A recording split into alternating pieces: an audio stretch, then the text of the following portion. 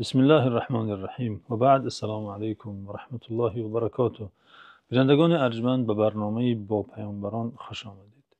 چه خوش است که انسان لحظه های عمر خود را با بزرگترین بندگان خدا، با فرستادگان خداوند عزوجل سپری سازد و از حیات پر عبرت آنان قصه ها شنود. این چند برنامه دیگر اطراف روزگار خلیل الله ابراهیم علیه السلام خواهد بود.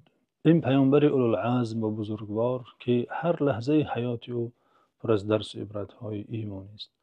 پیامبری که کعبه بنیاد کرد، پیامبری که فرزندش را به حیث قربانی برای خدا تقدیم نمود، پیامبری که ملقب به امام توحید و پدر پیامبران است. زندگی پر عبرتی ایشان را خواهیم شنید.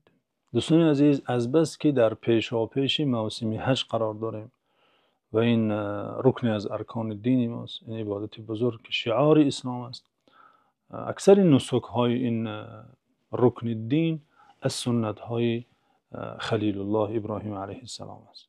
بنابراین اندک درباره این نسک ها و عبادت ها و عموما قصه حضرت ابراهیم در مکه نقل نماییم و ببینیم که این شهر مبارک که بزرگترین شهرهای خداست و این پیامبر بزرگوار خلیل الرحمن خلیل الله در این شهر چه داستانی دارد و چه حادثه های بزرگی عبرت بخش عجیب در این شهر با این پیامبر و یا با خاندان این پیامبر رخ داده.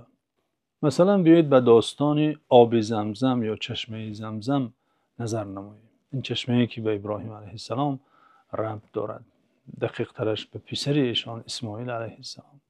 چگونه این چشمه با وجود آمد و این آب شریف، این آب با برکت چه خصوصیت ها دارد، چه برکات دارد.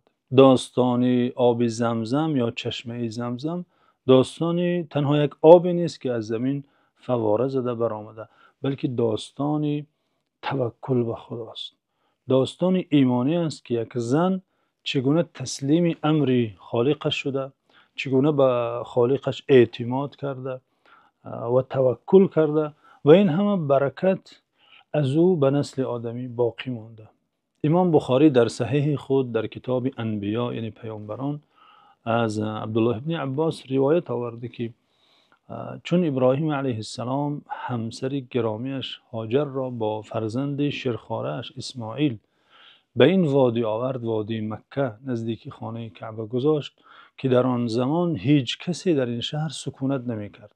تنها یک وادی بود، نه آبی بود، نه زراعتی بود، نه هیچ کسی از مردمان آنجا سکونت داشت. همسر عزیزش را، مادرمان هاجر را، با این طفل شیرخوار همراه آنها یک خلطه که کمی خرما داشت و یک ظرف دیگر که کمی آب داشت به دست آنها داده اینجا ترک کرده گذاشت.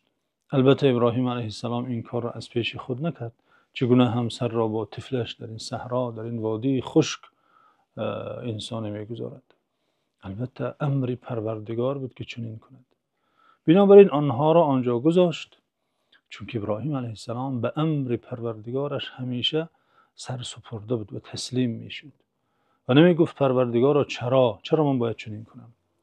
و کمال بندگی هم همین است.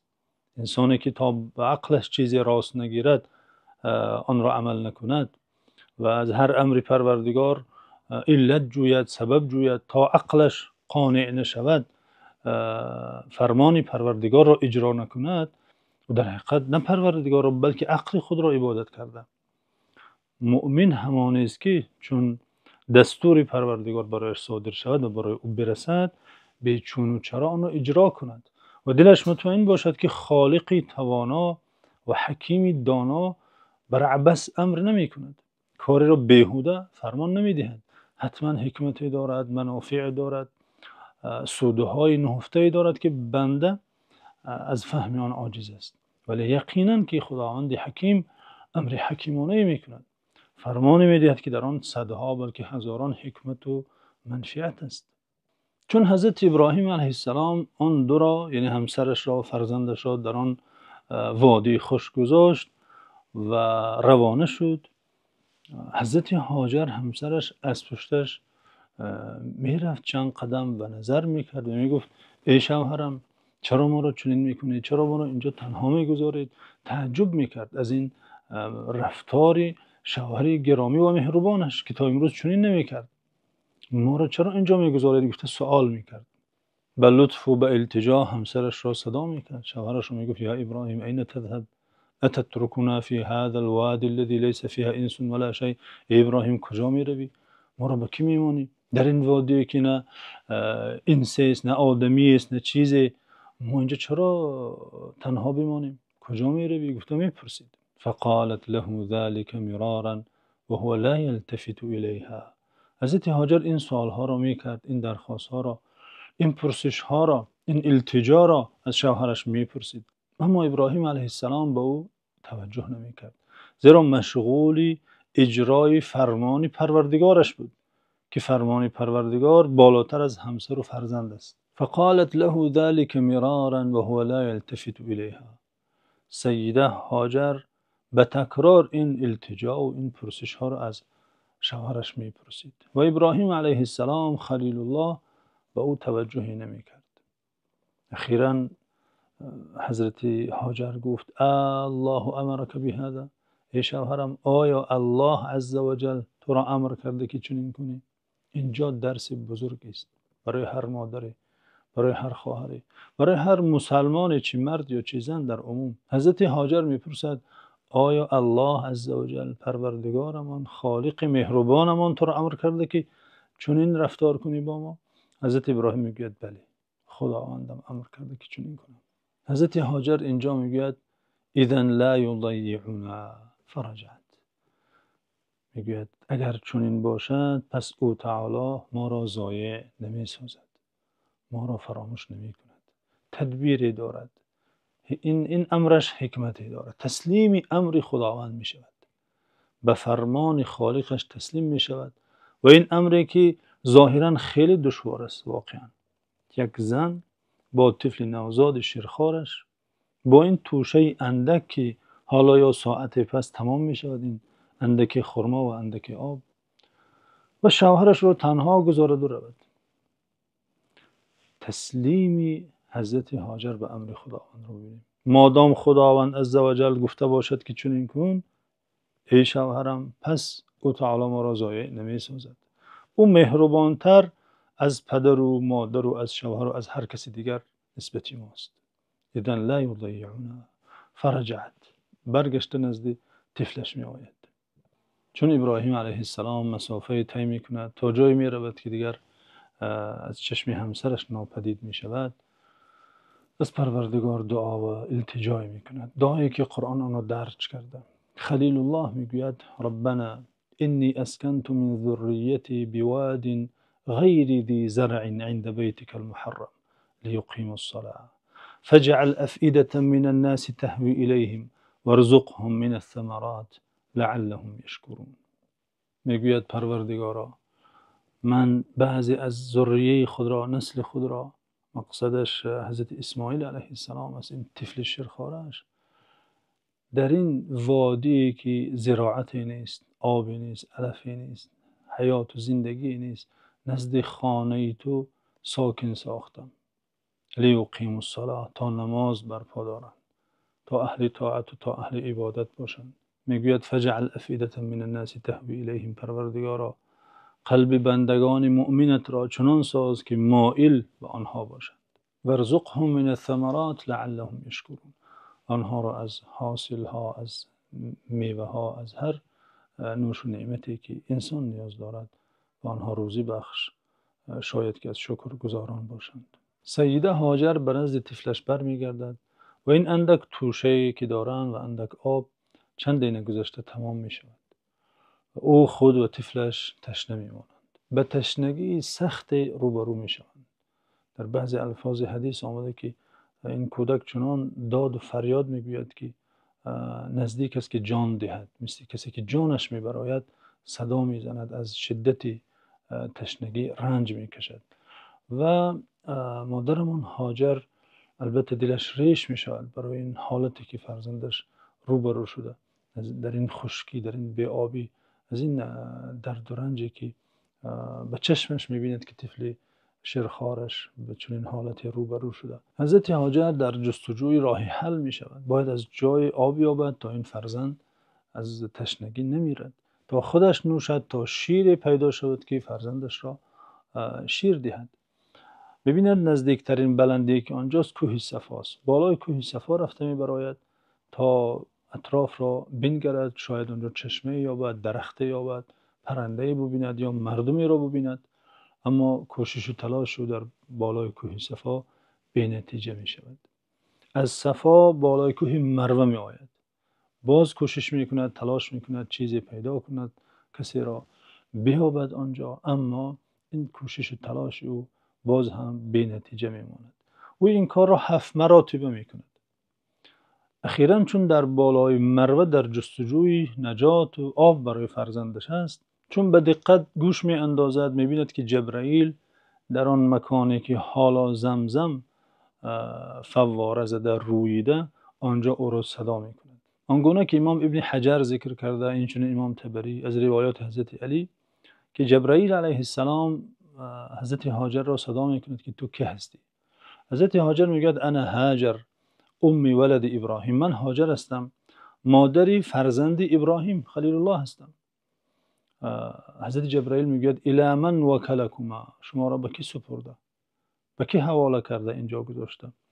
حضرت هاجر میگوید الی الله.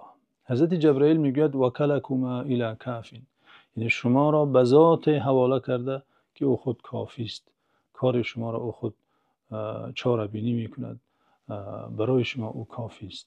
سپس حضرت جبرائیل به بال خود و پری خود آن زمین را میکابد که از آنجا آب فواره میزند. حضرت هاجر در حیرت می شود، در دهشت می شود و آمده گرد آن آب را مثل حوض یعنی بلند می کند تا آب جمع شده ایستد. از آن آب می نوشند و فرزند خود را آب می نوشاند. این چشمه با برکت در این سرزمینی پر برکت به واسطه پروبال بزرگترین فرشته آسمان جبرئیل علیه السلام به وجود می آید که این آب پربرکت تا امروز مسلمانان از آن می نوشند و بیماران توسط آن شفا می یابند. و پیامبر صلی الله علیه و سلم گفتند بزرگترین آب روی زمین است، بهترین آب روی زمین است. پس چشمه زمزم قصه یک مجرد آب نیست، بلکه قصه ایمان استوار است، قصه توکل به خداوند یکتاست، قصه تسلیم شدن به امر و فرموده های خداوند عزوجل است.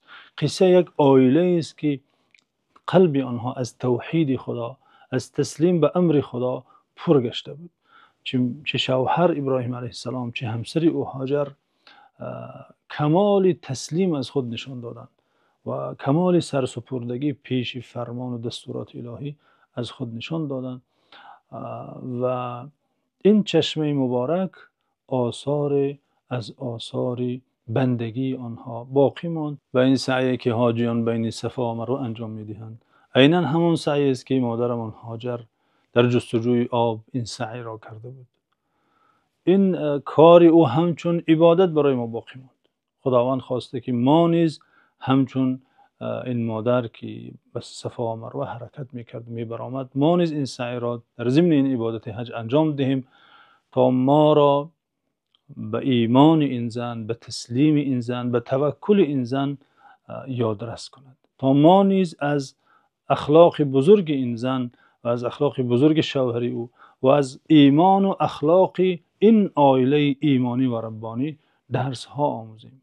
این آب زمزم که حاجیان آنجا می نوشند و همچون توشه با خود به خانه های خود می برند، از برکات این عائله ایمانی و ربانی است، از برکات این زن بزرگوار و از فرزند مبارک او اسماعیل علیه السلام است. این آب زمزم از آیات، از نشانه های قدرت الهی است که هیچ آبی در روی زمین به این آب برابر نیست، مانند نیست.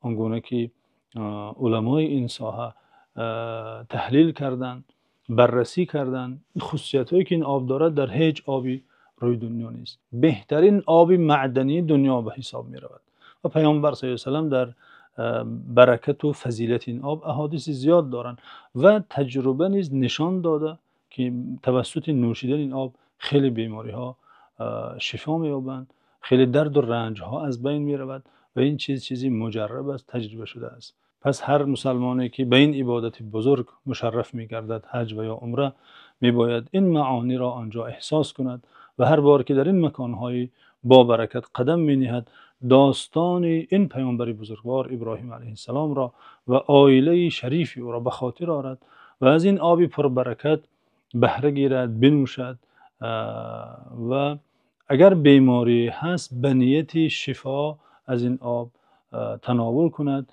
به اذن خداوند برای او شفا حاصل خواهد گشت و این چیز تجربه هم شده، زیرا پیامبر صلی الله علیه و سلم که سخن آنها وحی الهی است گفتن این آب بیماری ها را شفا می بخشد. هر پهلوی داستان حضرت ابراهیم درس و عبرت های زیادی دارد.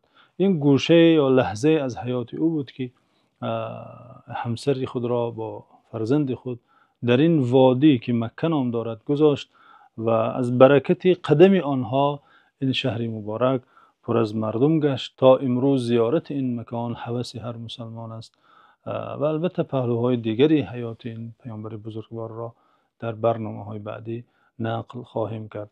در حفظ و امان خداوند باشید.